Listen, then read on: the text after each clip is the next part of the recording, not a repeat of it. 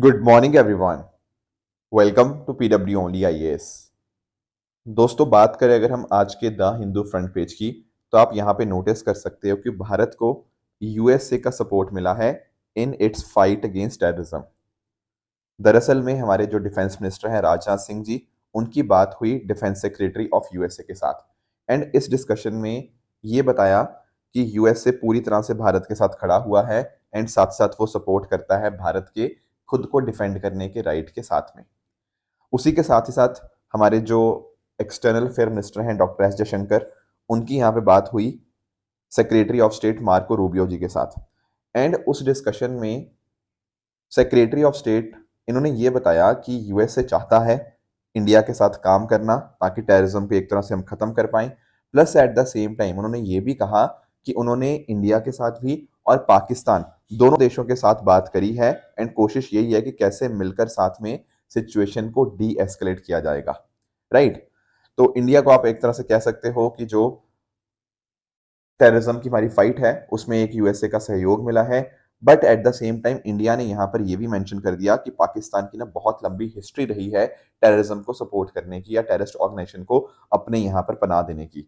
तो we have made it very clear to the USA कि पाकिस्तान सुधरने वाला नहीं है एंड पाकिस्तान इस तरह की हरकतें जो करता है उसके लिए हमारे पास एक डेफिनेटली एक स्ट्रॉन्ग जवाब होना ही चाहिए ताकि टेररिज्म के साथ मिलकर हम एक अच्छी जंग यहाँ पे लड़ पाए। दोस्तों, डेट है आज की 2 मई 2025 एंड आप सभी का स्वागत है आज के प्रीलिम बूस्टर न्यूज डिस्कशन में। स्टार्ट करने से पहले मैं आपको बता दूं कि अगर आपको इस सेशन की पीडीएफ चाहिए तो आप मेरे Telegram channel Rishabh Sharma sir PW यहाँ पे जाके इसकी पीडीएफ को डाउनलोड कर सकते हैं।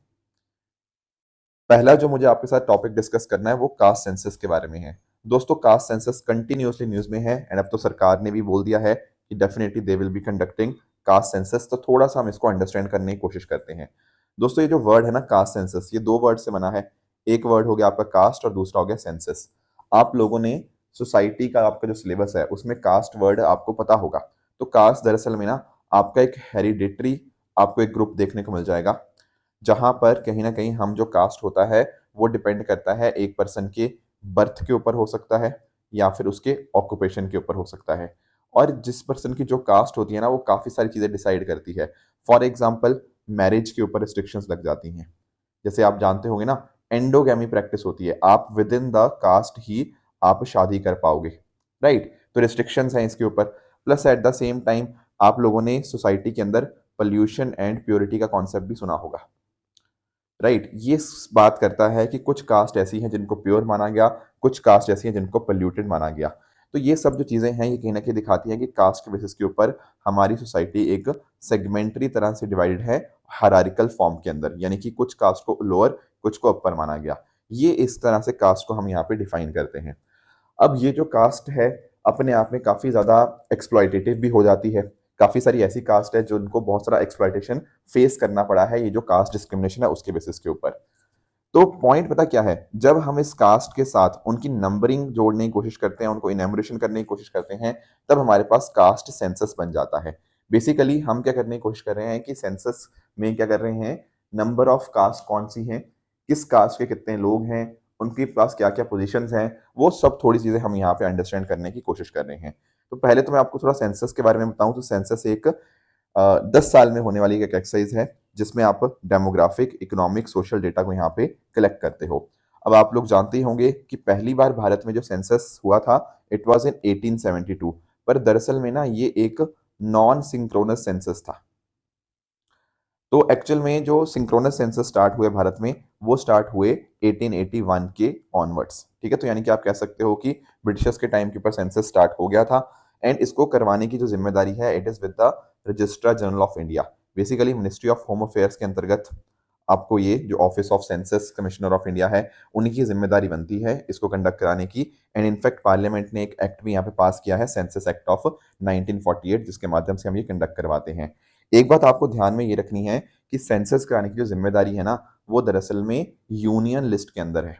अगर आप यूनियन लिस्ट नोट करोगे शेड्यूल 7 के अंतर्गत तो आपको यहाँ पे एंट्री नंबर 69 देखने को मिल जाएगी जो बात करती है आपके सेंसस की। पिछला जो सेंसस था वो 2011 में कंडक्ट हुआ, 2021 में होना था कंडक्ट पर कोविड-19 की वजह से वो कंडक्ट नहीं हो पाया, पोस्टपोन कर दिया गया एंड अभी उसको कंडक्ट करवाना यहाँ पर बाकी है। और कास्ट सेंसस की बात करें, मैंने आपको बता ही दिया किस तरह से आप सिटीजन्स की जो कास्ट आइडेंटिटी है उसको यहाँ पर कलेक्ट करने की कोशिश करते हो। पिछला जो कास्ट सेंसस था ना इस तरह से, वो 1931 के अंदर हुआ था। यानी कि आप कह सकते हो कि अब लगभग 94 साल के बाद हम यहाँ पर एक कास्ट सेंसस कंडक्ट करवाने जा रहे हैं। दोस्तों अभी पूरी क्लैरिटी तो नहीं है, पर ऐसा बताया जा रहा है कि ये जो अपकमिंग सेंसस होगा ना, ये 2 फेजेस के अंदर कंडक्ट होगा और ये जो कास्ट वाला डेटा है ये सेकंड फेज के अंदर होगा। मैं अभी एक मिनिस्टर का भी बयान पढ़ रहा था, उन्होंने कहा है का सेंसस में बी कंडक्टेड इन 2026। हो सकता है कि सेंसस 2026 में कंडक्ट हो, उन्होंने वर्ड बोला में, तो अभी भी कंप्लीट क्लैरिटी नहीं है कि एग्जैक्ट किस दिन होगा, राइट? बट आने वाले टाइम में हमें पता लगता रहेगा।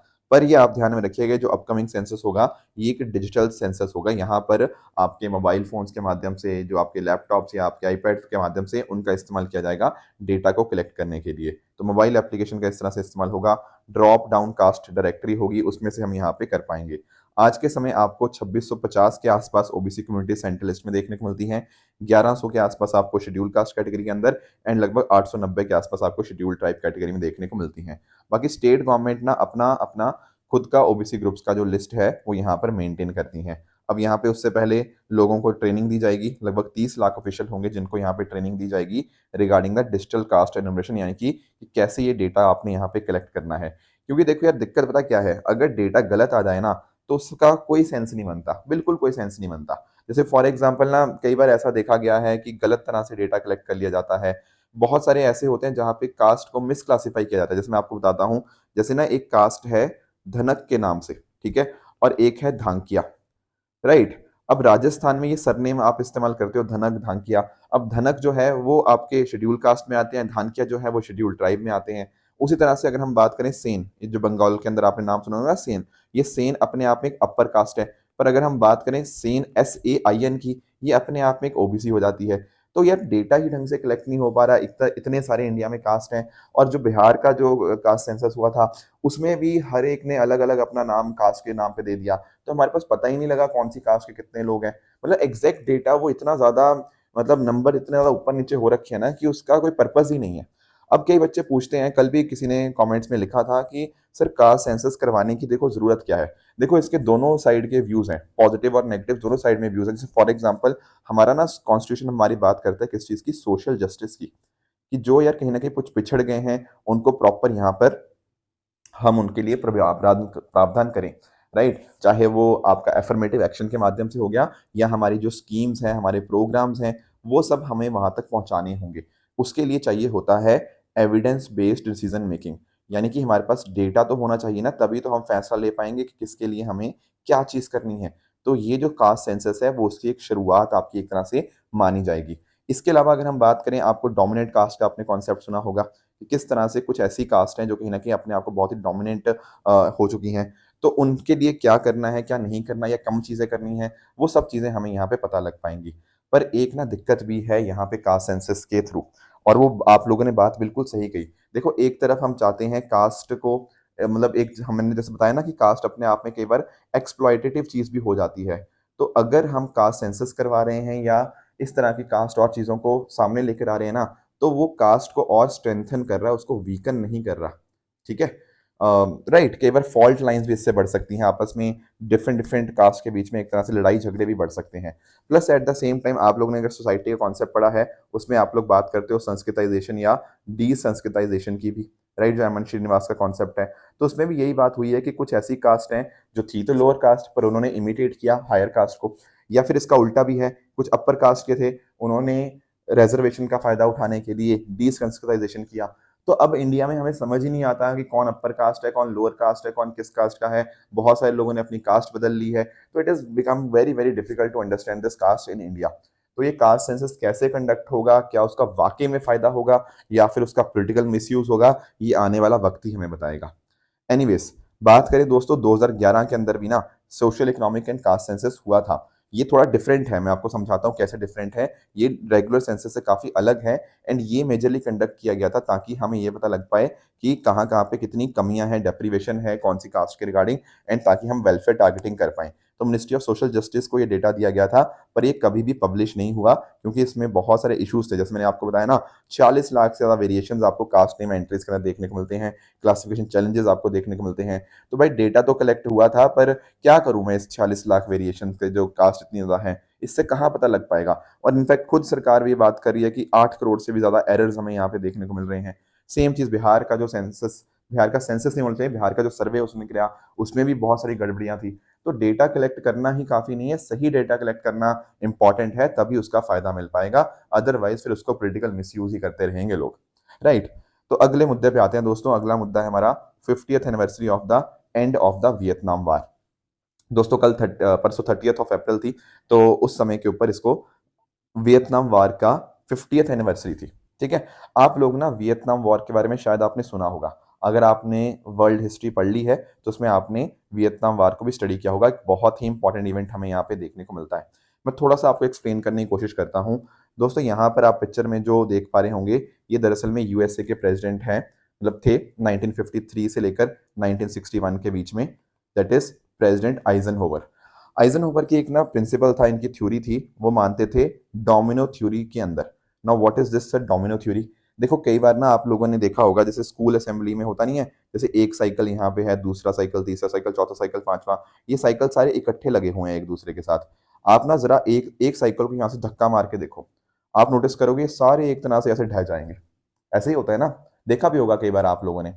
तो इनका ऐसा मानना था कि यार ये जो कम्युनिज्म है ना, ये भी ऐसे ही है, ये साइकिलों की तरह ही है। क्यों? क्योंकि देखो चाइना गिरेगा, मतलब चाइना कम्युनिज्म की तरफ गया, फिर कहीं ना कहीं कोरिया गया, फिर वियतनाम, फिर लाओस, ऐसे करते करते इनका मानना था कि ऐसे बाकी सारे ये Laos, Cambodia, Thailand, Malaysia, Indonesia, Burma, India, even Bangladesh, ये सब इस तरह से कम्युनिज्म के उस घेरे के अंदर ही आ जाएंगे। तो इनको लगा कि नहीं यार, इसको तो रोकना पड़ेगा, क्योंकि आप जानते हो यूएसए किस चीज को सपोर्ट करता था? कैपिटलिज्म को। वेर एज जो यूएसएसआर था वो आपका कम्युनिज्म या सोशलिज्म की तरफ यहाँ पे बिलीव करता था। तो उनको डर था कि यार ये कम्युनिज्म पूरी दुनिया में फैल गया तो दिक्कत हो जाएगी यूएसए के लिए। तो इन्होंने कोशिश यहाँ पे ये करी कि इसको रोकना पड़ेगा। एंड फिर होता है आपका वियतनाम वॉर, आपको देखने को मिलता है। अब वियतनाम वॉर में क्या होता है? वियतनाम वॉर में आप नोटिस कर पाओगे कि एक तरफ तो होते हैं यूएसए और आपका साउथ वियतनाम, है ना, और दूसरी तरफ होते हैं नॉर्थ वियतनाम एंड उसके जो कम्युनिस्ट अलाइज होते हैं, जैसे चाइना हो गया या इवन आपका सोवियत यूनियन हो गया। और इस तरह से ना आप नोटिस कर पाओगे वियतनाम भी दो हिस्सों में बंट जाता है। एक हो गया आपका नॉर्थ वियतनाम, जिसको चाइना हो गया, आपका सोवियत यूनियन ये सपोर्ट कर रहे थे, और नीचे वाला आपका हो गया साउथ वियतनाम, जिसको आपका यूएसए सपोर्ट कर रहा था।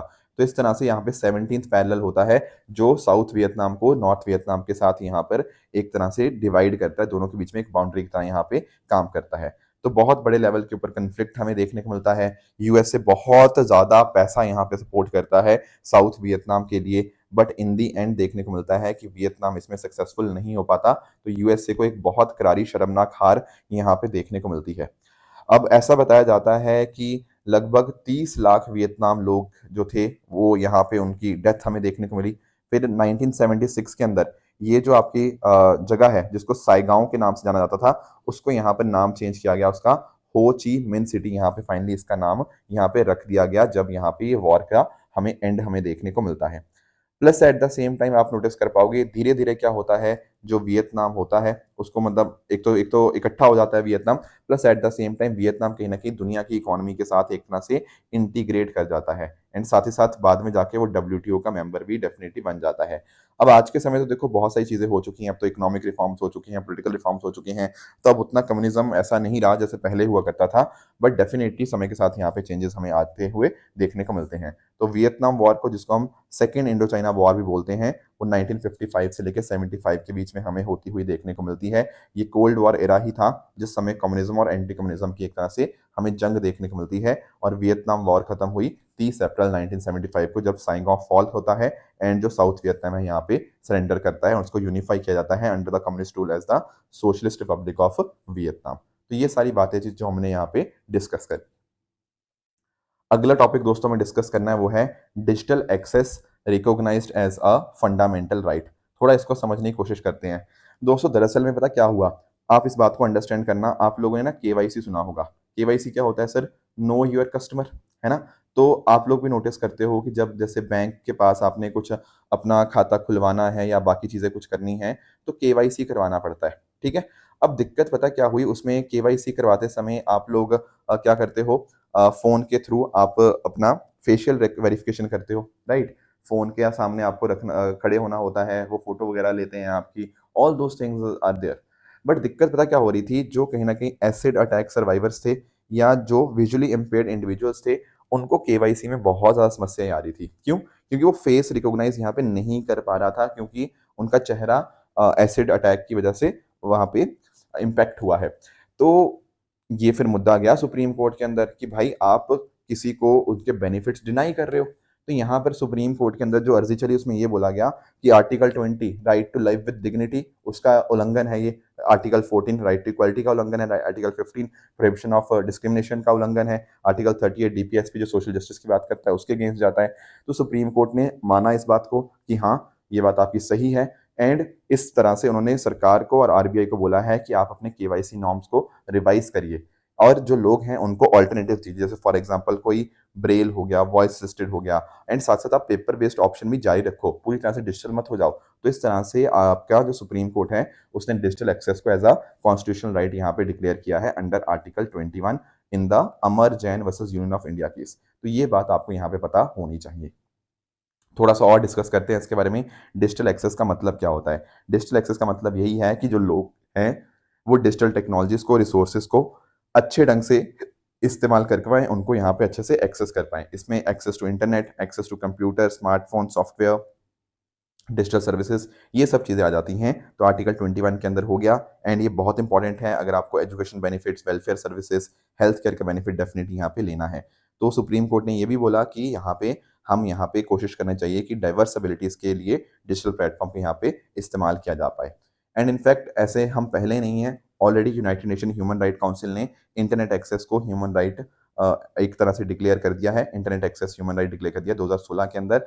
और भी बाकी देश कोस्टा रिका, फिनलैंड, एस्टोनिया, इन्होंने यहाँ पे बहुत पहले ही ये चीज़ कर दी थी।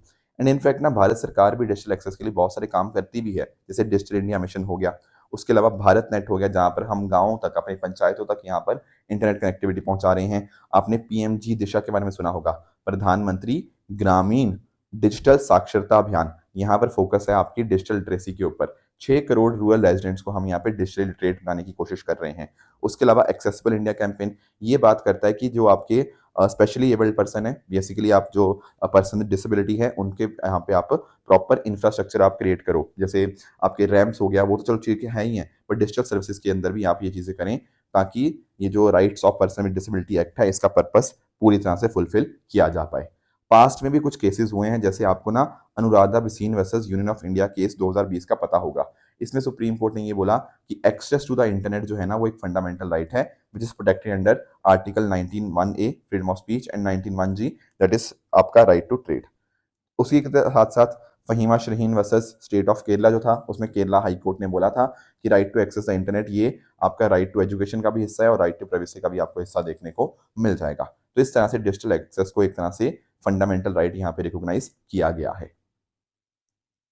नेक्स्ट आते हैं, अगला टॉपिक है हमारा नेशनल सिक्योरिटी एडवाइजरी बोर्ड। थोड़ा इसको यहाँ पे अंडरस्टैंड करने की यहाँ पे हम कोशिश करते हैं।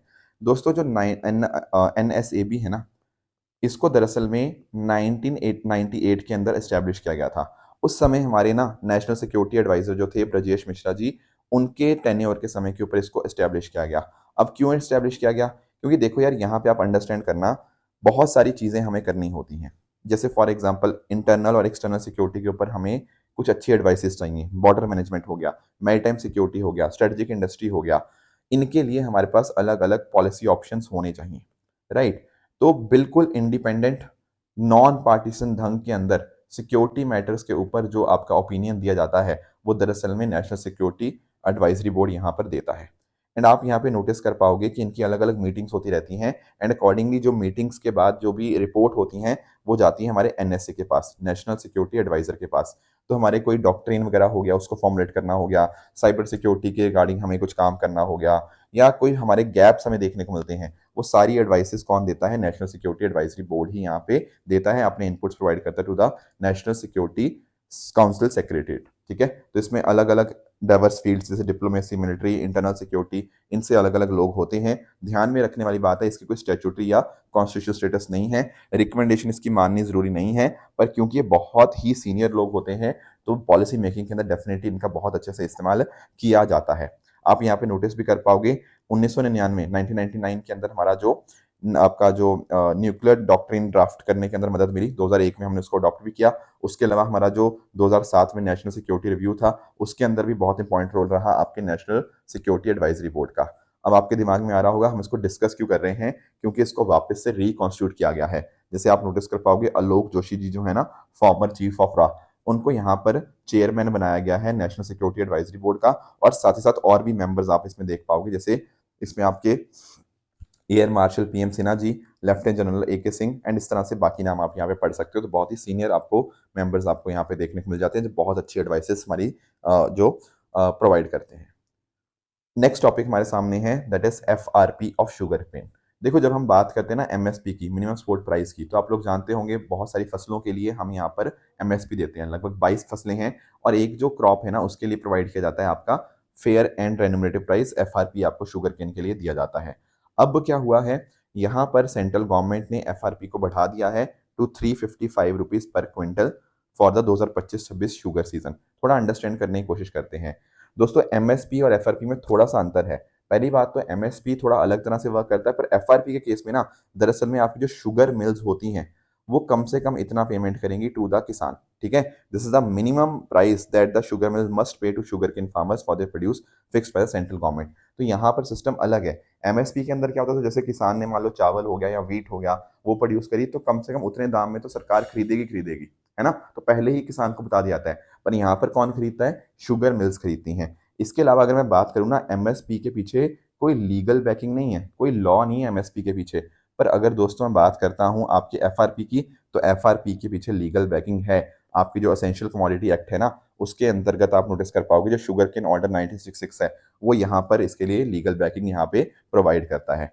अब ध्यान में रखना है कि जो सीएसीपी है, commission on agriculture cost and prices, वो रिकमेंड करता है कि एफआरपी कितना होना चाहिए शुगर केन के लिए। पर जो फाइनल डिसीजन मेकिंग है वो cabinet committee on economic affairs, जो प्रधानमंत्री जी हेड करते हैं, उनके द्वारा यहाँ फाइनली डिटरमिन किया जाता है। कोशिश यही है कि किसानों को बेहतर मिले, लीगल बैकिंग इसकी है। रंगाराजन कमेटी रिपोर्ट के ऊपर एफआरपी को यहाँ पे बेस्ड देखने को मिलता है। एंड इसके अलावा कुछ स्टेट्स ऐसी होती हैं जो एसएपी यहाँ पे एक तरह से करती हैं। एसएपी क्या होता है, स्टेट एडवाइजरी प्राइजेस। ये नॉर्मली आपको एफआरपी से ज़्यादा देखने को मिल जाएगा। एंड इंश्योर ये किया जाता है कि किसानों को और बेहतर दाम मिले, उसके लिए स्टेट्स इस तरह से एसएपी को यहाँ पे अनाउंस करती हैं। तो शुगर मिल्स को एसएपी और एफआरपी में से जो ज़्यादा होता है अकॉर्डिंगली वो यहाँ पे प्रोवाइड करना पड़ता है। बाकी अगर आप सीएससीपी के बारे में जानना चाहते हैं तो दरअसल में ministry of agriculture and farmer welfare के अंदर आपको एक अटैच्ड ऑफिस देखने को मिल जाएगा। 1965 के अंदर इसको स्टैब्लिश किया गया था। उस समय इसका नाम था एग्रीकल्चर प्राइस कमीशन। बाद में 1985 के अंदर इसका नाम सीएसीपी यहाँ पे रख दिया गया। तो एमएसपी हो गया, एफआरपी हो गया, इनको रिकमेंड करना इसी की जिम्मेदारी है। इंपॉर्टेंट बात यह है कि इसकी रिकमेंडेशन बाइंडिंग नहीं है, सीएसीपी रिकमेंड कर देगा, फाइनल जो डिसीजन होगा वो cabinet committee on economic affairs ही यहाँ पे लेगा। दोस्तों ये बात होगी हमारे आज के डिस्कशन की। बात करें प्लेसेस इन न्यूज़ की, तो मैंने कल आपको लेक उर्मिया के बारे में होमवर्क दिया था। दोस्तों यहाँ पर आप नोटिस कर पाओगे, ये आपको आपकी जो ईरान कंट्री है वो देखने को मिलती है। और ईरान में यहाँ पर ये आपको एक लेक देखने को मिलेगी जिसका नाम है लेक उर्मिया। अभी न्यूज़ में क्यों थी, क्योंकि ये लेक अपने आप में श्रिंक करती जा रही है, सिकुड़ती जा रही है। तो नॉर्थ वेस्ट ईरान के अंदर आपको देखने को मिल जाएगी। एक समय के ऊपर बहुत बड़ी सॉल्ट वाटर लेक आपको देखने को मिलती थी, पर ग्राउंड वाटर का ओवर यूज होने की वजह से और के फीडर रिवर्स के डैमिंग की वजह से, क्लाइमेट चेंज की वजह से लगभग 90% वॉल्यूम इसकी कम हो गई है। पर इसको कोशिश की जा रही है वापस इसको रिस्टोर करने की। तो इसी वजह से यहाँ पे लेक उर्मिया न्यूज़ में थी, राइट। इसके अलावा आज का आपका जो होमवर्क रहेगा वो रहेगा आपका चचन्या रीजन के बारे में। इसको आप बताइएगा कहाँ पर आपको ये देखने को मिलता है, कमेंट्स में आप मुझे इसका आंसर बता सकते हो। ट्रू एंड फॉल्स स्टेटमेंट्स की बात करें, यहाँ पर आपके सामने कुछ स्टेटमेंट्स हैं, इनको पढ़िएगा, बताइएगा इनमें से सही आंसर कौन सा है। एंड कल जो मैंने आपको होमवर्क दिया था, एक था चोलिस्तान डेजर्ट के बारे में, तो इसकी लोकेशन राजस्थान के अंदर नहीं बल्कि जो पाकिस्तान के अंदर आपको जो पंजाब देखने को मिलता है वहाँ पर आपको इसकी लोकेशन देखने को मिलेगी। तो फर्स्ट इज इनकरेक्ट। इसके अलावा अगर बात करें रेड क्राउन रूफ टर्टल की, तो ये आपके ब्रैकिश वाटर के अंदर नहीं बल्कि आपके फ्रेश वाटर को यहाँ पे इनहेबिट करते हैं, इसलिए ये भी इनकरेक्ट है। ट्रॉपिकल फॉरेस्ट फाइनेंस फैसिलिटी जो है, ये कहा जा रहा है कि Brazil, Indonesia and Congo, democratic Republic of Congo, इनके द्वारा प्रपोज करी गई। Yes, this is correct. उसके अलावा अगर बात करूँ ग्लोबल फॉरेस्ट कोलिशन की, ये इंटर गवर्नमेंटल ऑर्गेनाइजेशन नहीं है, बल्कि ये डिफरेंट डिफरेंट एनजीओज़ का एक आपको कोलिशन देखने को मिलता है, इसलिए ये स्टेटमेंट भी आपकी इनकरेक्ट बन जाएगी। तो दोस्तों ये थी हमारी आज की डिस्कशन। इसी तरह से आप सब लोग अपने एंड पे हार्ड वर्क करते रहिए। Thank you so much for joining. All the very best.